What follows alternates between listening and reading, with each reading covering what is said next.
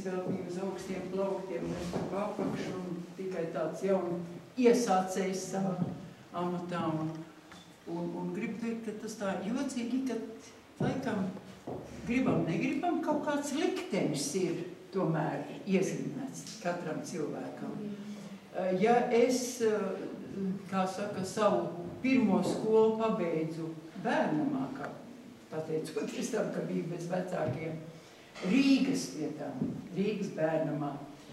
Un toreiz gribēju noteikti apgūt profesiju, bet lai arī man būtu vidusskola.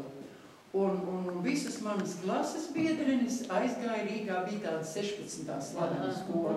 Aizgāja uz turieni, bet tai gadā nebija vidusskola, tur nebija grupa ar vidusskolu.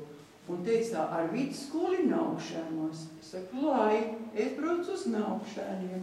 Un tā es 5 gadus te izmācījos un mazliet, kā saka, pastrādāju, un meistars Vērdiņš bija laikam saskatījis, vai nu varbūt bija vai nebija man tās, kā saka, spējas kaut kādas iedvesmot jūs uz labiem darbiem, bet ataicināja savā vietā, tad, kad viņš gāja prom. Un tā, lūk, tas ir liktenis. Pēc tam, kad te ir nescik izlaidumi pabijuši, skolu likvidē, un atkal liktenis, kad 95. gadā, kad man nomirst mana krustmāte Rīgā tante, un arī viņa ir tante manam Ojāram, mēs abi organizējam bēres. Viņam bija sieva nomirusi 94. Man vīrs aizgāja 90. viņa saulē. Nu, mēs tā, tas ir liktenis, mēs sametam kauliņus kopā pēc tam un, kā saka, dzīvojam tālāk.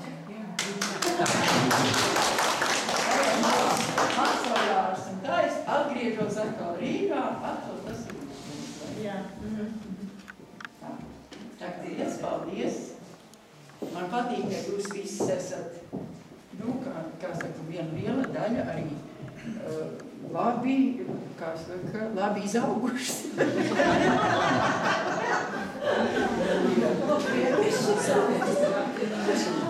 Vēl maidīgi. Jā. Tā kā neliekas nemaz, ka jūs labi. Un ļoti gribēšu dzirdēt, kā jums ir savas dzīves takas gājušas. Tas ir interesanti. Paldies.